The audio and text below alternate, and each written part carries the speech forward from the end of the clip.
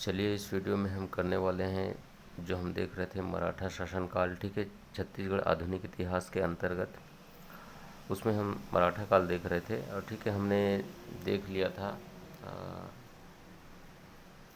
जो छत्तीसगढ़ में सूबा शासन देख लिया था। उसके बाद हमने देखा था छत्तीसगढ़ में ब्रिटिश काल, ठीक है, ब्रिटिश काल जो कि 1818 से 1830 के मध्य जो छत्तीसगढ़ में ब्रिटिश काल चलता है, क्योंकि उस समय जो मराठा शासक था रघुजी तृतीय, ठीक है, इनकी आयु थोड़ी कम थी, इसलिए इन्हें शासक नहीं बनाया गया था। इसलिए अंग्रेज़ों ने यहाँ पे छत्तीसगढ़ में अपने जो अधीक्षक हैं वो नियुक्त करने शुरू किए, ठीक है।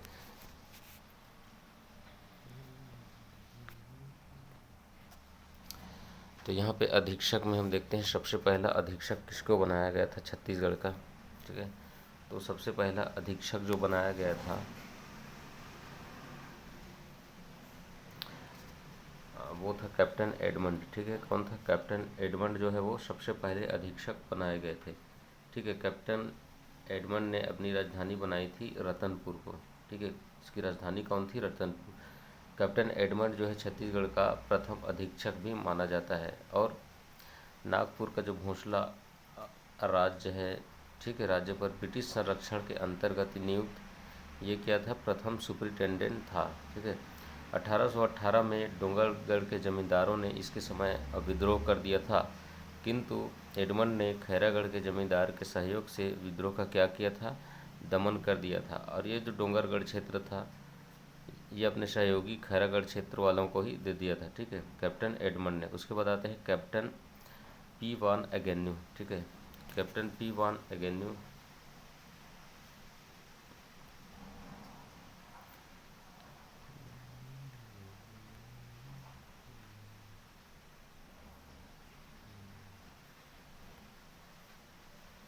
इसके बारे में ये है कि इसकी जो राजधानी थी, इसने अपनी राजधानी कैप्टन एगेन्यू ने ये बदल ली थी और कहाँ कर लिया था? रायपुर, ठीक है। इसने अपनी राजधानी को रायपुर ले आया था। प्रशासनिक सुधार भी इसने किया था एगेन्यू ने। इन्होंने छत्तीसगढ़ की प्रशासनिक ब्रांच का पुनर्गठन किया था। क्या क्या? छत्तीसगढ़ के प्रशासनिक जो ब्रांच है उसका पुनर्गठन किया था। और 1818 ईस्वी में छत्तीसगढ़ में जो राजधानी है उसको रतनपुर से रायपुर कर लिया था। इन्होंने 27 परगना जो थे ना उसको समेटकर 28 परगनों में सीमित कर दिया था, किंतु कुछ समय बाद फिर से कुछ बढ़ाकर 9 परगने कर दिए गए थे। अगर व्यवस्था में सुधार हेतु पटेल जो पद था इसको इन्होंने समाप्त कर दिया था। कौन सा पद? जो पटेल पद होता था इसको एगेन्यू ने समाप्त कर दिया और निम्न पदों पर नियुक्ति की गई। इसके बदले इन्होंने कुछ अन्य पदों पर नियुक्ति देने लगे, जैसे कि बरार पांडे, पोतदार, ठीक है, और आमीन के पदों पर। बरार पांडे, पोतदार और आमीन का पद, ठीक है।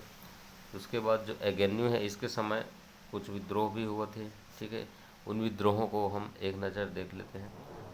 तो इसके समय जो विद्रोह हुआ था 1818 में, ठीक है, 1818 में नवागढ़ का विद्रोह हुआ था, ठीक है। विद्रोहकर्ता लोग कौन थे? तो ये थे महारसिया, ठीक है, महारसिया, ठीक है, जो जमींदार लोग थे महारसिया के, इन लोगों ने 1818 में विद्रोह कर दिया था। इसके अलावा 1818 से 1825 में एक विद्रोह हुआ था, गोंड विद्रोह, ठीक है। और ये जो विद्रोह ये गोंड राजाओं ने किया था। इसके अलावा 1819 में सोना खान में विद्रोह हुआ था, ठीक है। और उस समय विद्रोह करता कौन था? तो राम साय जो है उस समय विद्रोह करता था 1819 में सोना खान में। फिर 1825 में परलकोट का विद्रोह होता है जिसके विद्रोह करता थे गेंद सिंह, ठीक है। जब 1819 में सोना खान में विद्रोह हुआ उस समय जो राम सिंह क्या था? विद्रोह करता था। तो इसमें जो दमन करता था वो था कैप्टन मैक्सन, ठीक है, कैप्टन मैक्सन ने दमन किया था।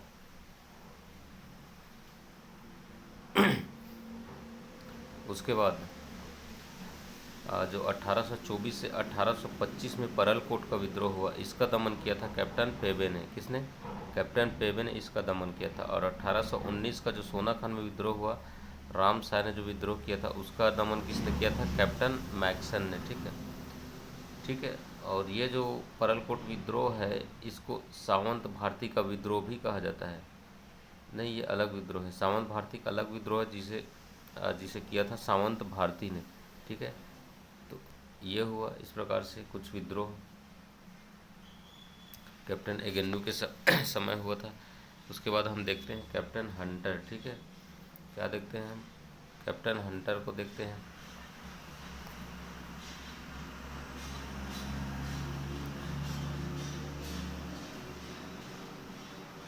कैप्टन हंटर का जो शासन काल था वो था 1825। ठीक है, 1825 तक इसने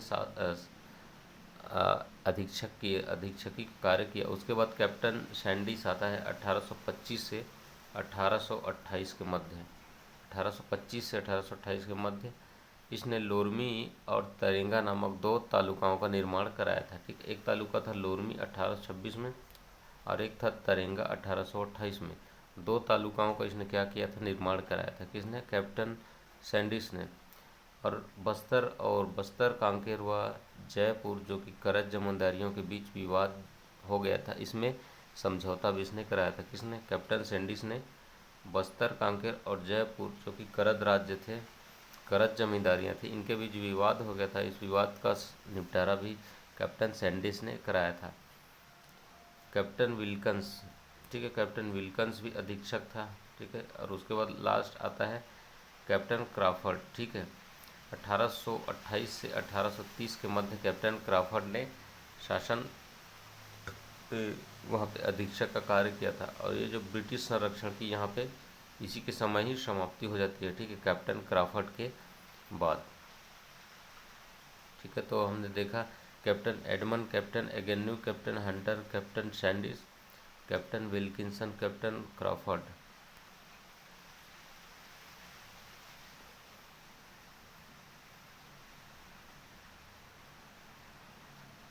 उसके बाद हम देखने जा रहे हैं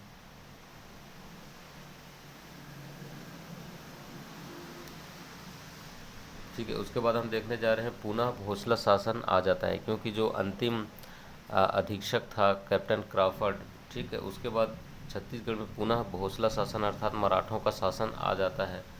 वो कब आता है पुनः भोसला शासन? तो पुनः भोसला शासन जो है 1830 से 1854 तक फिर से यहाँ पे जो भोसले हैं उनका शासन हो जाता है। इससे पहले 1818 से 1830 तक ब्रिटिश शासन आ गया था, उसी के अंदर छत्तीसगढ़ भी आ गया था। ठीक है, ब्रिटिशों के अधीन। तो फिर से यहाँ पे भोसला शासन आता है 1830 में, क्योंकि उस समय रघुजीत तृतीय जो है वो वयस्क हो जाता है। ठीक है,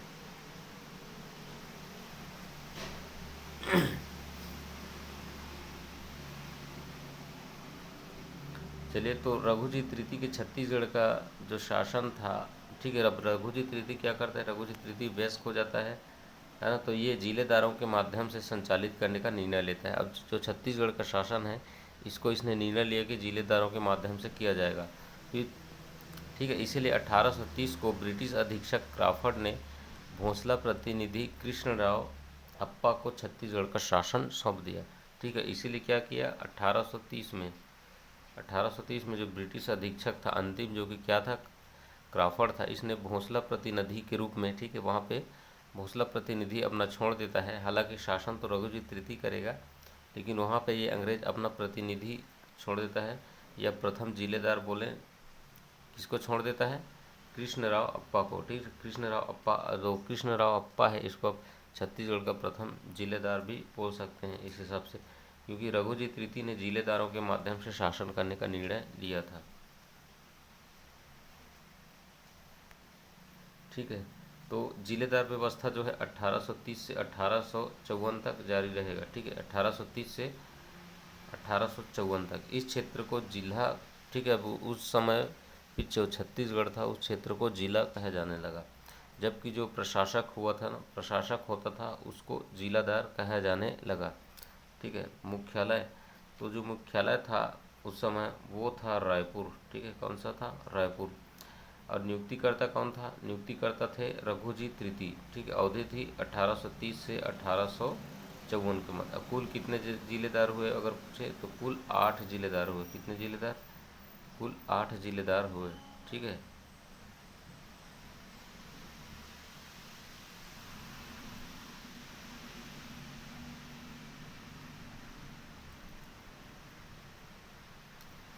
ठीक है। तो जो इसका मुख्यालय था जिलेदारों का, ठीक है, वो मुख्यालय कौन सा है, तो मुख्यालय आ जाता है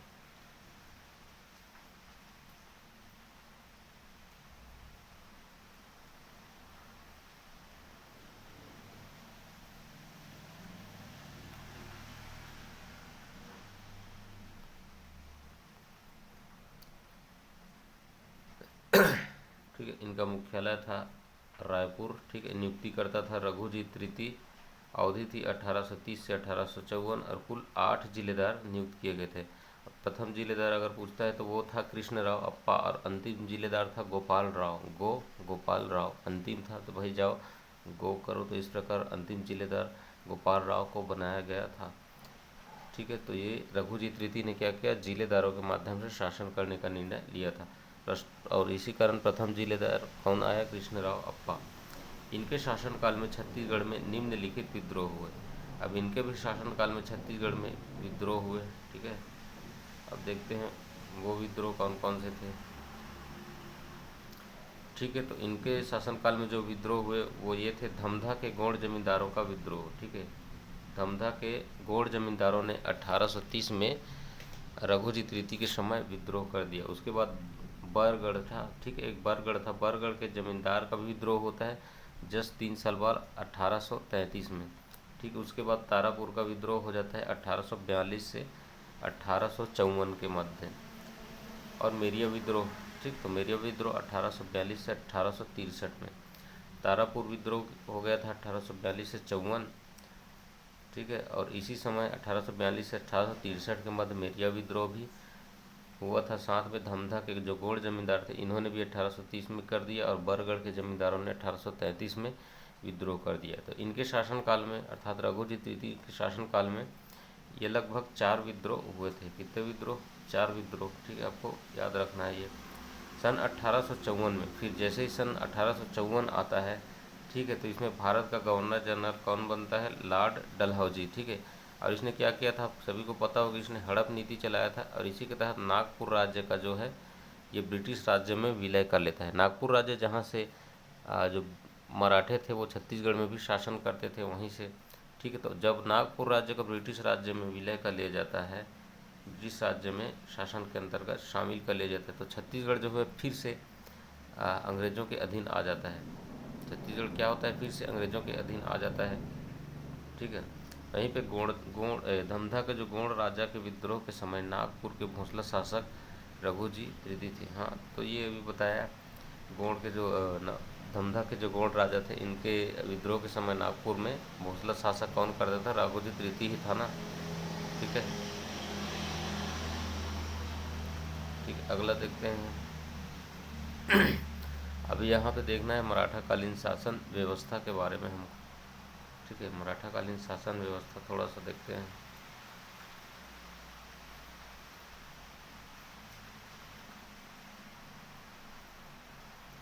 चलिए, तो भोसला वंश के शासकों ने 1741 से 1854 तक छत्तीसगढ़ में शासन किया था। ठीक है, इन्होंने कलचुरी शासकों की शासन व्यवस्था में परिवर्तन कर दिया।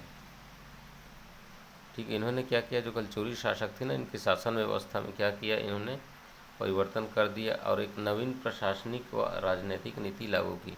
नवीन प्रशासनिक और राजनीतिक नीति मराठों ने लागू किया था। प्रशासन, ठीक है, भोसला शासकों के द्वारा सूबा शासन, ठीक है, सूबा शासन भी चलाया। परगना पद्धति को छत्तीसगढ़ में लागू किया गया। ठीक है, इस समय प्रशासनिक क्षेत्र को 2 भागों में बांटा गया था। ठीक है, जो प्रशासनिक क्षेत्र था छत्तीसगढ़ का उसे 2 भागों में उस समय बांटा गया था। ठीक है, पहला क्षेत्र था खालसा क्षेत्र। ठीक है, दूसरा क्षेत्र था जमींदारी क्षेत्र। खालसा क्षेत्र में क्या था, यह जो क्षेत्र था ये मराठों के जो प्रत्यक्ष नियंत्रण था उसके अधीन आ गया था। ठीक है, मराठों के प्रत्यक्ष नियंत्रण के अधीन आ गया था ये जो खालसा क्षेत्र है वो। ठीक है, ये क्या था, मराठों के प्रत्यक्ष नियंत्रण में होता था। और जो जमींदारी क्षेत्र है इन क्षेत्रों में जमींदारों का नियंत्रण होता था। ठीक है, तो जब नामकरण देखते हैं, ठीक है, और दूसरी तरफ उसका अर्थ क्या होता है ये, तो मोकासा। ठीक है, उस समय एक क्षेत्र मोकासा नाम पड़ा। तो मोकासा नाम क्यों पड़ा, तो ये ब्राह्मणों को दान दिया गया ग्राम। ठीक है, ब्राह्मणों को दान दिया गया जो ग्राम था, इसलिए इस क्षेत्र को मोकासा नाम पड़ा उस समय। उसके बाद धर्मदाय, तो धर्म के नाम पर जो दान किया गया था उसको धर्मदाय कहा गया था उस समय। और देव स्थान, तो मंदिर के नाम पर दान दिया गया गांव, ठीक है, उसे देव स्थान कहा गया था। और धर्मदाय किसे कहा गया था, तो धर्म के नाम पर दिया गया जो गांव होता था, जिस गांव को धर्म के नाम पर दिया जाता था उस गांव को धर्मदाय कहा जाता था। और मुकासा गांव से क्या आशय है, तो जो ब्राह्मणों को दान दिया गया गांव होता था उस समय उसे मोकासा के नाम से जाना जाता था, ठीक है। अगले अगर हम देखें आगे, तो प्रशासनिक अधिकारियों में देखें तो भोसले शासकों ने अपना शासन संचालित करने के लिए अनेक अधिकारियों की नियुक्ति की थी। इन जो पद हैं उनका विवरण जो है वो नीचे इस प्रकार दिया जा रहा है, ठीक है।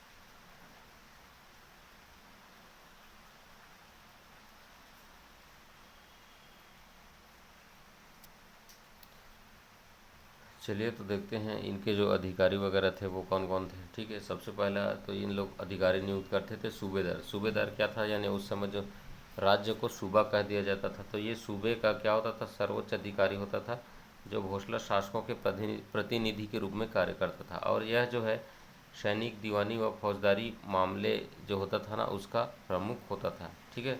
क्या होता था, सैनिक मामले, दीवानी मामले, फौजदारी मामले, ये सभी विभागों का प्रमुख होता था सूबेदार, ठीक है। उसके बाद आता है कमाविजदार। तो कमाविजदार जो है ये परगनों का सर्वोच्च अधिकारी होता था जो सूबेदार के प्रति जिम्मेदार होता था, ठीक है। कमाविजदार जो है ये सूबेदार के प्रति जिम्मेदार होता था और ये जो परगना होता था उसका प्रमुख होता था, ठीक है। अपने क्षेत्र में शांति सुरक्षा के साथ साथ राजस्व वसूली जैसे कार्य भी ये करता था, ठीक है। अपना क्षेत्र था वहाँ पे शांति सुरक्षा राजस्व वसूली का कार्य कमाविजदार करता था। इसके अलावा नागरिक, सैनिक और वित्तीय दायित्वों का ये निर्वहन करता था, ठीक है। सूबेदार तो सैनिक, दीवानी और फौजदारी मामलों के विभागों का प्रमुख था, लेकिन जो कमाविजदार था ये सैनिक, नागरिक और वित्तीय दायित्वों का पहल ये करता था, ठीक है। उसके बाद है गौटिया। तो यह ग्रामीण स्तर पर जो है सर्वोच्च अधिकारी होता था, ठीक है। जिसका प्रमुख कार्य क्या होता था, इसका प्रमुख कार्य होता था शासन का संचालन करना, ठीक है, ग्रामीण शासन का संचालन करना। और यह जो एक कलचुरीकालीन, ठीक है, जो गौटिया जो है एक कलचुरीकालीन पद था जो मराठा काल में भी यथावत बना रहा था, ठीक है। फड़नवीस, फड़नवीस क्या था, तो फड़नवीस परगने के आय व्यय का क्या करता था, ये हिस्सा रखने वाला सर्वोच्च अधिकारी कहलाता था। इसके अलावा पोतदार, तो पोतदार जो है परगने के आय व्यय का हिसाब रखता था, ठीक है। फड़नवीस तो परगने के आय व्यय का हिसाब रखने वाला सर्वोच्च अधिकारी होता था, लेकिन पोतदार, ठीक है, ये परगने के आय व्यय का ये भी हिसाब रखता था, लेकिन सर्वोच्च अधिकारी फड़नवीस था। उसके बाद है बड़कर। बड़कर कौन था, तो लगान संबंधी दस्तावेज तैयार करने वाला जो अधिकारी होता था उसे बड़कर कहते थे। इसके अलावा फसलों की दशा एवं परगने की सामान्य स्थिति के बारे में सूचना भी देने वाला ये था। फसलों की दशा और परगने की सामान्य स्थिति की सूचना देता था कौन, बड़कर। बड़कर जो है अपने कार्यों की सूचना कमाविजदार को देता था, ठीक है। तो ये जो है कमाविजदार को सूचना देता था, कमाविजदार जो है वो सूबेदार को सूचना देता था, इस प्रकार से,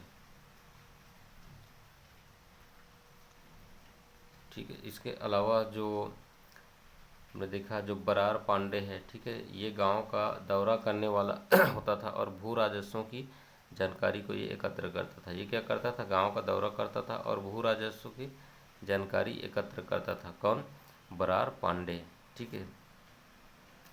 इसके बाद छत्तीसगढ़ की राजस्व प्रणाली में जो पटेल का पद था वो ईस्ट इंडिया कंपनी के द्वारा उसी समय समाप्त कर दिया गया था जब उन्होंने शुरू में छत्तीसगढ़ को नियंत्रण में ले लिया था, ठीक है। तो जो पटेल का पद था वो ब्रिटिशों ने क्या कर दिया था, समाप्त कर दिया था उसी समय जब ये छत्तीसगढ़ में शुरुआती दौर पे इन्होंने अपना आधिपत्य जमाया था। मराठाकालीन परगनों में सेबंदी व्यवस्था पुलिस व्यवस्था थी संबंधी थी। ठीक है, और मराठाकाली जो परगना व्यवस्था थी इसमें सेबंदी व्यवस्था थी जिसे पुलिस व्यवस्था ही कहा जाता है। तो इस प्रकार प्रशासनिक अधिकारियों में मराठा काल में हमने देखा सूबेदार, कमाविजदार, घोटिया, फड़नवीस, पोतदार, बड़कर, बरार, पांडे वगैरह।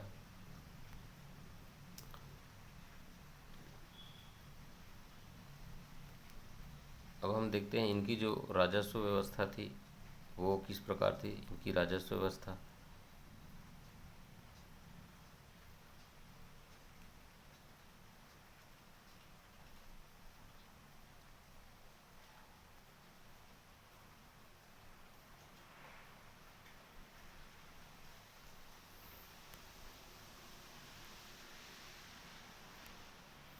ठीक है, तो इनकी राजस्व व्यवस्था के बारे में देखते हैं। तो भोसला शासकों की आय का प्रमुख स्रोत जो था वो था भूमि कर। ठीक है, कौन सा कर?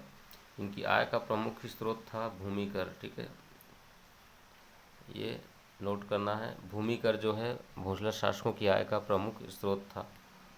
ठीक है,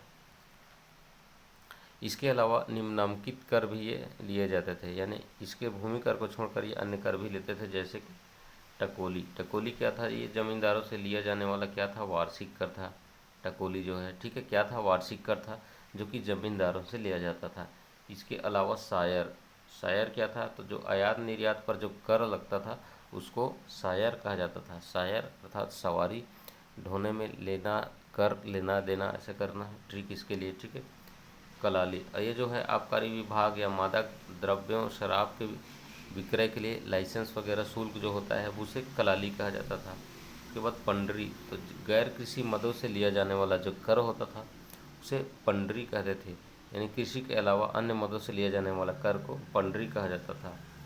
सेवई तो यह है अर्थदंड या जुर्माना की राशि। यह कई इस अस्थायी करों का सामूहिक नाम होता था। ठीक है, कई अस्थायी करों को जोड़कर ये सेवई नाम दिया जाता था इसे। ठीक है, अर्थदंड और जुर्माना जो है उसे सेवई कहा जाता था। जमींदारी कर क्या था? यह जो है आयात किए हुए अनाज पर लगाया जाता था। ठीक है, जो कर बाहर से आता था उस कर पर आयात या जमींदारी कर लगाया जाता था। ठीक है, तो ये हुआ मराठा काल के कुछ राजस्व व्यवस्था के अंतर्गत कर वगैरह किस प्रकार लिया जाता था। ठीक है, उसके बाद आगे है हमें देखना है छत्तीसगढ़ में ताहूतदारी व्यवस्था के बारे में। ठीक है, तो यहाँ पे सैंडिस ने क्या किया था? लोरमी और तरेंगा दो ताहूतदारी बनाया था। लोरमी 1826 में बनाया था। ठीक है, इसने लोरमी बनाया था 1826 में। उसके बाद जो इसने तरेंगा बनाया था, ठीक है, तरेंगा वो बनाया था 1828 में। 1828 में ये क्या करता है? तरेंगा बनाता है।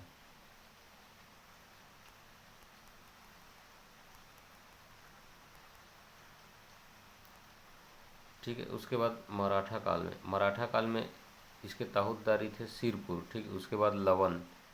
ठीक है, तो सिरपुर तो 1843 में बनता है। उसके बाद लवन जो है 1848 में जाकर मराठा काल में ताहूतदारी व्यवस्था थी। ठीक है, उसके बाद चार्ल्स इलियट के समय कौन कौन से ताहूतदारी थे? तो एक था संजारी, खल्लारी और सिहावा। ठीक है, संजारी, खल्लारी और सिहावा ये जो है चार्ल्स इलियट के समय इसके। ठीक है, उपरोक्त तीनों ताहूतदारियाँ 1854 के बाद निर्मित थी। ठीक है, जो तीनों ताहूतदारियाँ हैं, ठीक है, जो ऊपर दिखाया गया ये संजारी, खल्लारी और सिहावा, ये 1854 के बाद निर्मित किया गया था। ठीक है, 1854 के बाद।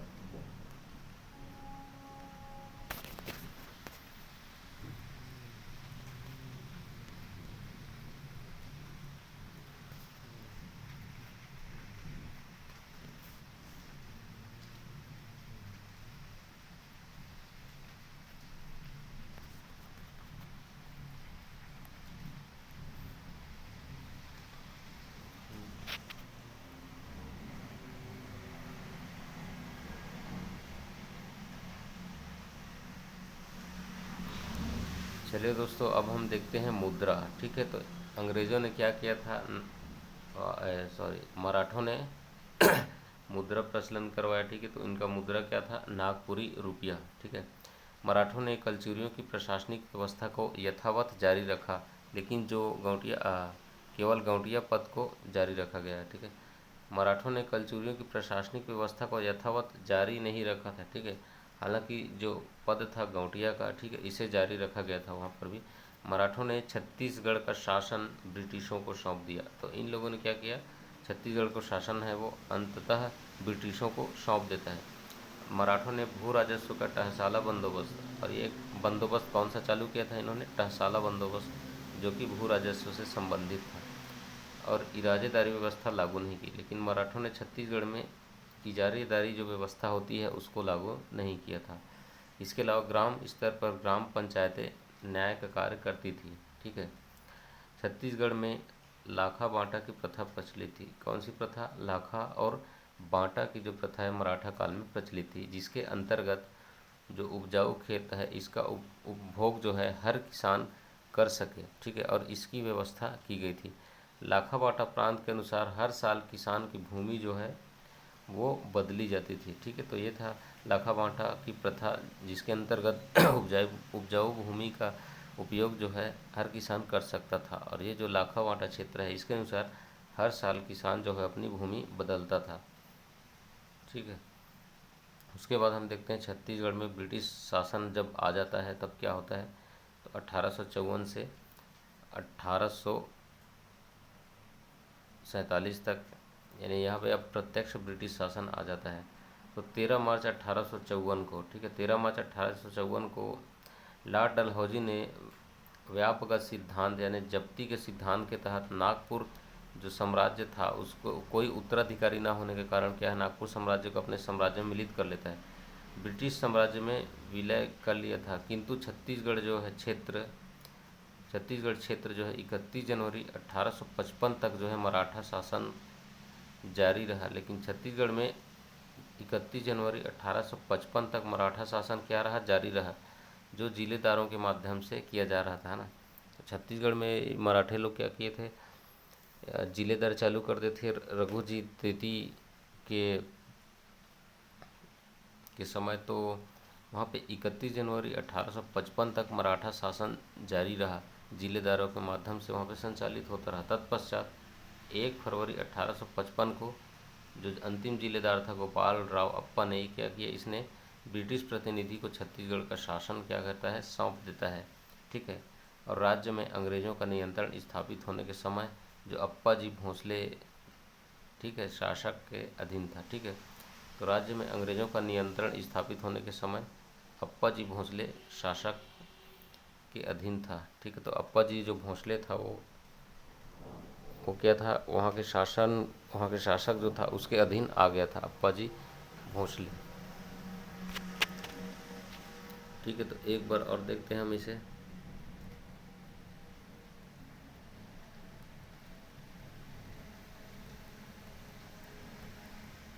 ठीक है, 1854 से 1847, तो छत्तीसगढ़ में ब्रिटिश शासन के अंतर्गत 13 मार्च 1854 को लॉर्ड डलहौजी ने व्यपगत सिद्धांत जब्ती के सिद्धांत के तहत नागपुर साम्राज्य का जब कोई उत्तराधिकारी न होने के कारण नागपुर राज्य को क्या करता है, ब्रिटिश साम्राज्य में विलय कर लेता है। किंतु छत्तीसगढ़ क्षेत्र जो है 31 जनवरी 1855 तक मराठा शासन जारी रहा, अर्थात छत्तीसगढ़ में 31 जनवरी 1855 तक मराठा शासन जारी रहता है। किसके माध्यम से, जिलेदारों के माध्यम से संचालित हो रहा था। उसके बाद 1 फरवरी 1855 को जिलेदार, जो अंतिम जिलेदार था गोपाल राव अप्पा ने ब्रिटिश प्रतिनिधि को छत्तीसगढ़ का शासन सौंप दिया, ठीक है। राज्य में अंग्रेजों का जो नियंत्रण है स्थापित होने के बाद अप्पा जी भोंसले, ठीक है, अप्पा जी भोंसले शासक के अधीन था, ठीक है। तो राज्य में अंग्रेजों का जब नियंत्रण स्थापित हो जाता है तो अप्पा जी भोंसले शासक के अधीन जो है वो राज्य आ जाता है, ठीक है। जो अप्पा जी भोंसले था वो अंग्रेजी शासन के अधीन आ जाता है, जैसा यहाँ पे दिया है, ठीक है। उसके बाद हम आगे देखेंगे। अब छत्तीसगढ़ में कमिश्नर एवं सहायक कमिश्नरों की नियुक्ति के समय आ जाता है, ठीक है, छत्तीसगढ़ में।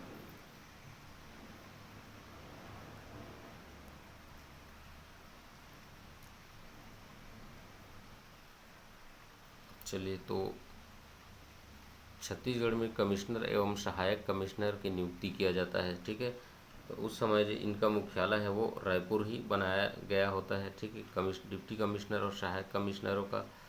और छत्तीसगढ़ के प्रथम डिप्टी कमिश्नर जो बनाया गया था वो चार्ल्स इलियट को 1854 से 1862 तक इन्होंने ये कमिश्नरी का कार्य किया। ठीक है, नोट जो हम यहाँ पे देखना है वो ये है कि छत्तीसगढ़ को ब्रिटिश शासन में विलय के पश्चात चार्ल्स इलियट को डिप्टी कमिश्नर नियुक्त किया गया था। जब छत्तीसगढ़ जो है ब्रिटिश साम्राज्य में विलय हो गया था, मिल गया था, इसके बाद चार्ल्स इलियट को डिप्टी कमिश्नर बनाया गया था छत्तीसगढ़ का।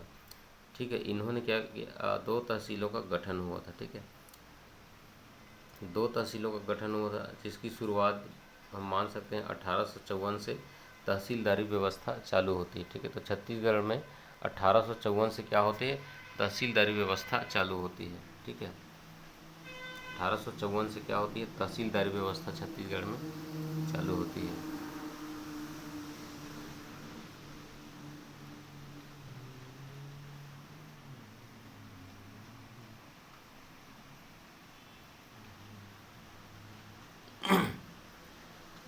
उसके बाद पुलिस व्यवस्था के बारे में देखते हैं।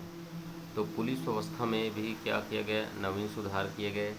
इस सुधार के तहत छत्तीसगढ़ में पुलिस अधीक्षक की नियुक्ति की गई, सहायक अधीक्षक की नियुक्ति गई और प्रत्येक थाने में थानेदार नियुक्त किया गया, उनके सहयोगियों की नियुक्ति की गई।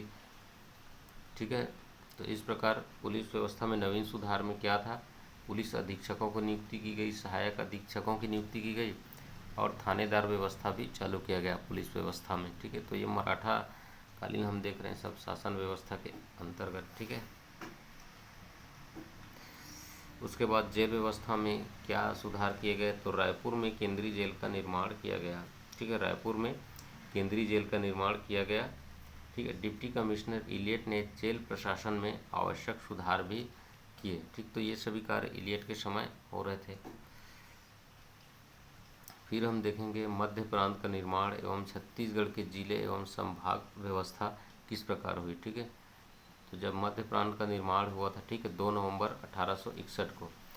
ठीक है, मध्य प्रांत का निर्माण कब हुआ था, 2 नवंबर 1861 को, जिसमें क्या थी, जिलेदारी व्यवस्था थी। ठीक है, उसमें भी क्या थी, जिलेदारी व्यवस्था लागू हुई थी। ठीक है, तो मध्य प्रांत के गठन के समय छत्तीसगढ़ में 3 जिले थे। ठीक है, मध्य प्रांत जिस समय गठित हुआ उस समय छत्तीसगढ़ में 3 जिले थे, एक तो संबलपुर था, बिलासपुर था और एक रायपुर था, 3 जिले। ठीक है, संभागीय कमिश्नरी व्यवस्था। ठीक है, इसके अंतर्गत क्या था, तो 1862 में छत्तीसगढ़ को मध्य प्रांत का एक संभाग बना दिया गया। तो छत्तीसगढ़ उस समय मध्य प्रांत जो बना, ठीक है, उसका एक संभाग के रूप में छत्तीसगढ़ को बनाया गया। ठीक, 1862 में, जिसका मुख्यालय जो है वो रायपुर को बनाया गया था। छत्तीसगढ़ संभाग का मुख्यालय रायपुर बनाया गया था।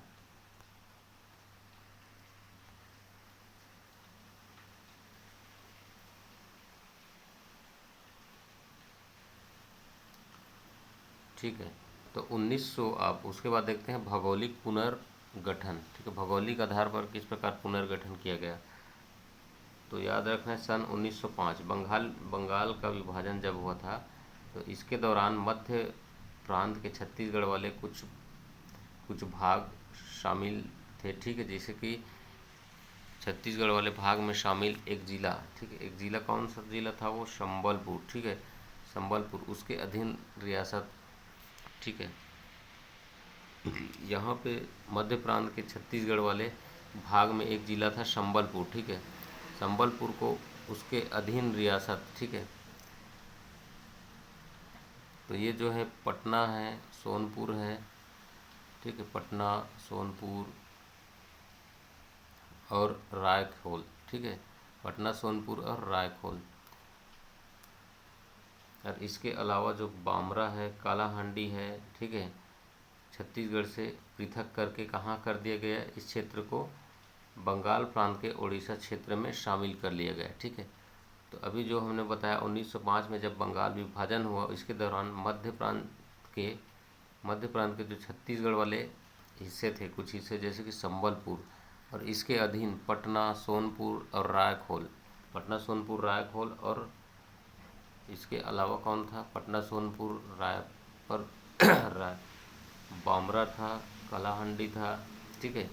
इन सबको पृथक करके बंगाल क्षेत्र में, उड़ीसा क्षेत्र में क्या कर दिया गया, इन्हें शामिल कर दिएगा। जबकि मध्य प्रांत के छत्तीसगढ़ वाले भाग में छोटा नागपुर व झारखंड क्षेत्र की रियासतें जैसे कि कोरिया, चांग बघार, सरगुजा, उदयपुर और जसपुर, इन सबको क्या किया गया, छत्तीसगढ़ में शामिल कर लिया गया। ठीक है, तो ये उस समय भौगोलिक पुनर्गठन हुआ था।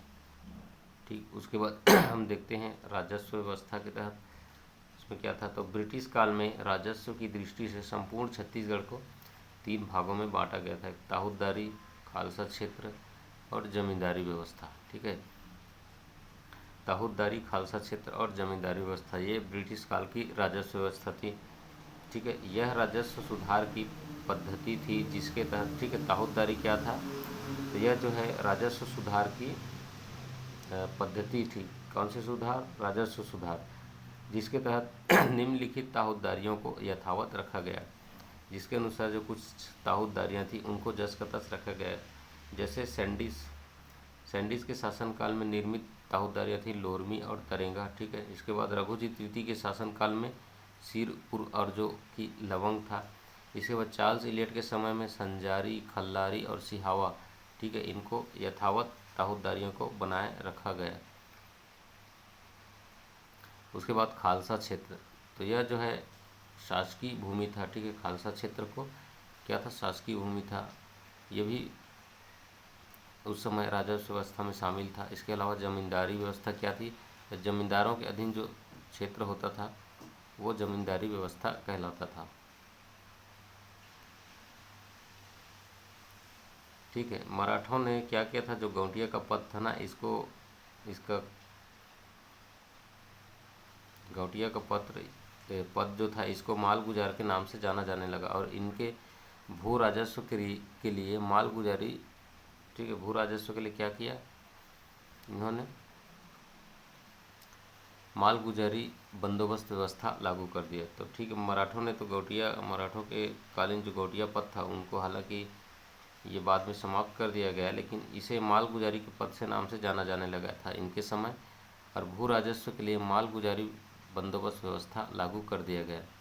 ठीक, तो ये था भौगोलिक पुनर्गठन 1905 में। उसके बाद राजस्व व्यवस्था। ठीक है,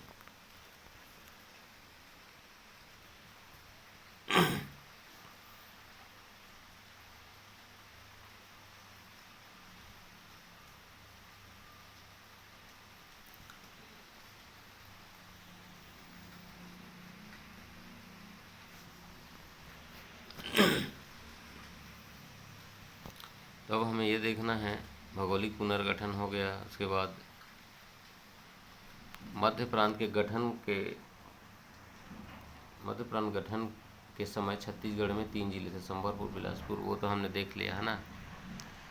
भौगोलिक पुनर्गठन भी देख लिया। अब हमें देखना है यहाँ पे डाक व्यवस्था। क्या देखना है, डाक व्यवस्था। तो डाक व्यवस्था में क्या था, तो डाक व्यवस्था रायपुर में डाक व्यवस्था की पोस्ट मास्टर का व्यवस्था किया गया था। और 1857 में रायपुर के डाकघर में एक पोस्ट मास्टर नियुक्त किया गया था जिसे लेफ्टिनेंट स्मिथ के नाम से जाना जाता था। इसे छत्तीसगढ़ में प्रथम पोस्ट मास्टर भी कहा जाता है ब्रिटिश काल में, स्मिथ को। ठीक है, उसके बाद मुद्रा व्यवस्था क्या था, तो 5 जून 1855, ठीक है, मराठा कालीन जो रुपया था, नागपुरी रुपया, इसको बंद करके ईस्ट इंडिया कंपनी वालों ने ईस्ट इंडिया कंपनी के क्या किए, सिक्के चालू करवाए। ठीक है, तो ये था मुद्रा व्यवस्था के अंतर्गत ब्रिटिश काल में। उसके बाद हम देखते हैं इधर, ठीक है, यातायात व्यवस्था क्या था। तो 1887 में छत्तीसगढ़ रेलवे का बंगाल नागपुर रेलवे में विलय कर दिया गया। कब, 1887 में। ठीक है, 1887 में क्या किया गया, छत्तीसगढ़ रेलवे का बंगाल नागपुर रेलवे में विलय कर दिया जाता है। ठीक है, 27 नवंबर 1888 प्रदेश में सर्वप्रथम रेल का संचालन जो है बंगाल नागपुर के मध्य शुरू भी हो जाता है 28 नवंबर 1888 में सर्वप्रथम रेल का संचालन बंगालपुर नागपुर के मध्य शुरू कर दिया जाता है। फिर 1900 में क्या होता है, तो बिलासपुर रेलवे मंडल की स्थापना हो जाती है। तो बिलासपुर रेलवे मंडल जो है उस समय कलकत्ता रेलवे के अधीन कार्य करता है। ठीक है, तो 1900 में क्या होता है, बिलासपुर रेलवे मंडल की स्थापना हो जाती है। उसके बाद न्याय व्यवस्था क्या थी, तो दीवानी तथा फौजदारी न्यायालय की व्यवस्था की गई थी। कौन कौन सी, दीवानी और फौजदारी व्यवस्था न्यायालय के अंतर्गत, न्याय व्यवस्था के अंतर्गत ये दो चीज़ें शामिल था, दीवानी और फौजदारी। फिर इन्हीं के शासनकाल में मराठाकालीन दोषपूर्ण न्याय व्यवस्था को समाप्त कर दिया गया। ठीक है, इनके समय मराठाकालीन जो दोषपूर्ण न्याय व्यवस्था था ना, इसको समाप्त कर न्याय व्यवस्था में व्यापक सुधार किया अंग्रेजों ने।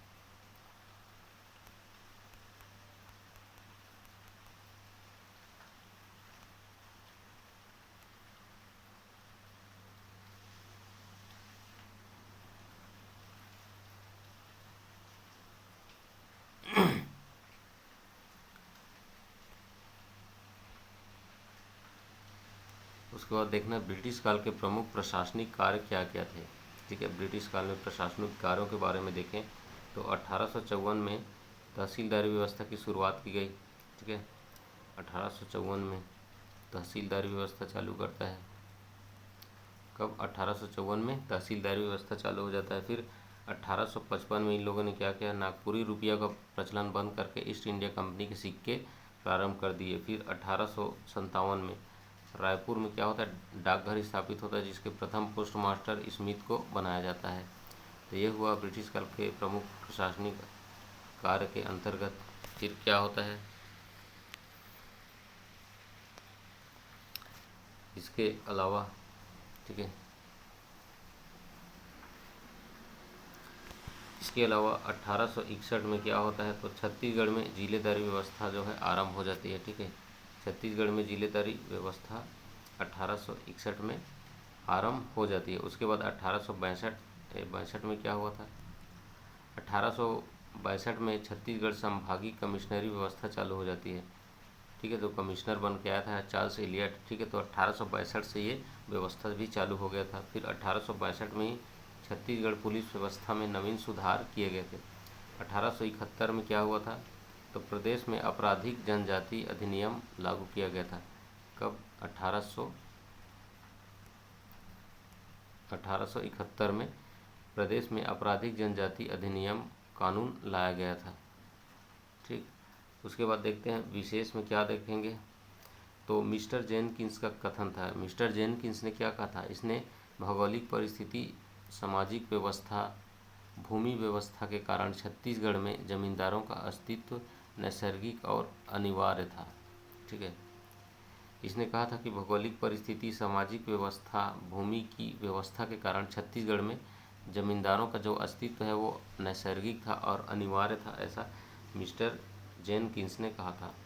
मराठाकालीन छत्तीसगढ़ की पंचायती राज व्यवस्था में क्या था, एक सदस्य सरकारी कर्मचारी होता था। ठीक है, तथा पंचायतों का फैसला न्यायालयों में भेजा जा सकता था।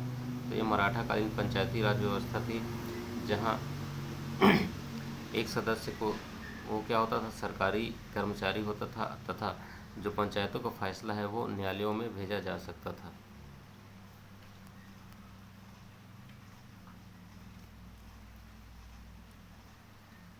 ठीक है, इसके अलावा मराठा शासनकाल में रक्षाबंधन के अवसर पर कमाविशदार को दिए जाने वाले जो उपहार होता था उसको टीका के नाम से जाना जाता था और नजराना भी कहा जाता था। किसको, जो मराठा काल के शासनकाल में रक्षाबंधन के अवसर पर कमाविशदारों को जो दिया जाने वाला उपहार था उसे क्या कहा जाते थे, टीका कहते थे और नजराना कहते थे। ठीक है, सीताबर्डी का युद्ध कब हुआ था, सीताबर्डी का युद्ध हुआ था 1817 में। 1817 में सीताबर्डी का युद्ध हुआ था। छत्तीसगढ़ में ब्रिटिश सत्ता स्थापना के पूर्व सिरपुर, ठीक है, लोरमी और तरेंगा ताहूदारियाँ थी। ठीक है, छत्तीसगढ़ में जब ब्रिटिश शासन स्थापित नहीं हुआ था उससे पहले जो सिरपुर है, ठीक है, सिरपुर, लोरमी और तरेंगा, ठीक है, ये ताहूदारियाँ पहले से बन चुकी थी, जबकि ब्रिटिश सत्ता के पश्चात चार्ल्स इलियट द्वारा संजारी वगैरह को बनाया गया था, तो संजारी की स्थापना की गई थी। तो चार्ल्स इलियट ने संजारी की स्थापना बाद में किया था। सन 1947 के पूर्व छत्तीसगढ़ में प्रमुख परगनों एवं जमींदारियों की संख्या कितनी थी? तो प्रमुख परगने थे 9 और जमींदारियां थी 27। ठीक है, इस प्रकार प्रमुख परगने और जमींदारियों की संख्या को आपको बताना है 9 और 27। ठीक है, इतनी थी परगने और जमींदारियां वगैरह 1947 के पूर्व छत्तीसगढ़ में। उसके बाद देखते हैं हम अगला।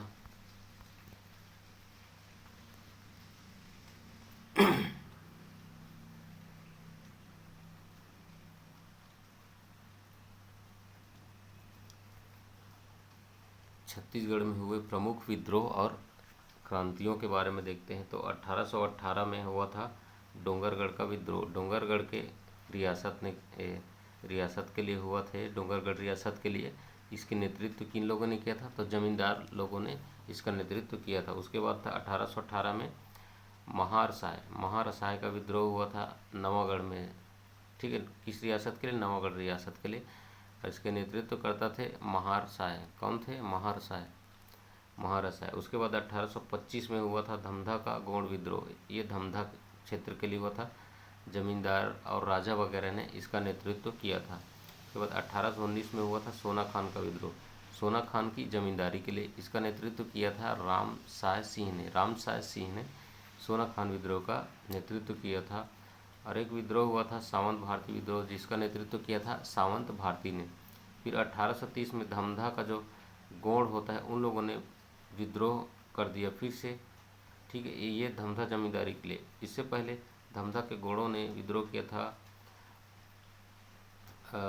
1825 में ही किया था, और इन्होंने धमधा के जमींदारी के लिए ही किया था। फिर 1830 में फिर इन लोगों ने गौड़ लोगों ने विद्रोह किया। ठीक है, इसके बाद इनका नेतृत्व फिर से वहाँ पे किन लोगों ने किया? जमींदार और राजाओं ने ही किया। उसके बाद 1833 में बरगढ़ की क्रांति होती है। बरगढ़ के रियासत के लिए अजीत सिंह और उसके पुत्र बलराम सिंह, ठीक है, ये इस विद्रोह के नेतृत्व करता थे, अजीत सिंह और उसके पुत्र बलराम सिंह। ठीक है, उसके बाद आता है 1856 में सोना खान का विद्रोह। सोना खान जमींदारी के लिए इसका नेतृत्व किया था वीर नारायण सिंह ने। 1857 में आता है संबलपुर का विद्रोह। ठीक है, संबलपुर रियासत के लिए इसके नेता थे सुरेंद्र साय। फिर 1857 में ही सारंगढ़ का विद्रोह होता है, सारंगढ़ रियासत के लिए, जिसके नेता थे कमल सिंह। ठीक है, सारंगढ़ विद्रोह के 1857 में ही सोहागपुर विद्रोह हो जाता है कोरिया रियासत के अंतर्गत, और इसका नेतृत्व किया था रंगाजी बापू ने। फिर 1858 में उदयपुर का विद्रोह होता है सरगुजा रियासत के अंतर्गत। इसका नेतृत्व करते हैं कौन? कल्याण सिंह। उदयपुर विद्रोह का नेतृत्व किया था कल्याण सिंह ने।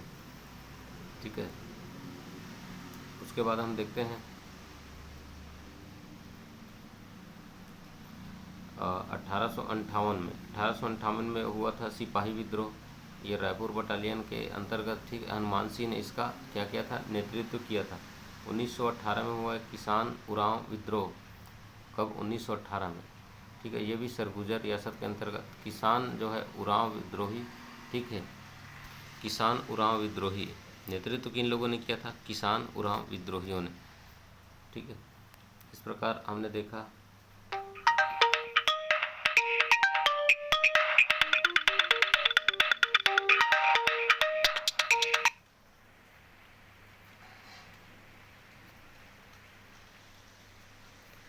तो यहाँ से इस प्रकार मराठा काल समाप्त होता है। उसके बाद हम आगे आएंगे तो देखेंगे सोना खान विद्रोह वगैरह, छत्तीसगढ़ की आधुनिक क्रांति के अंतर्गत विद्रोह में सीधा हम डिटेल से देखेंगे आगे।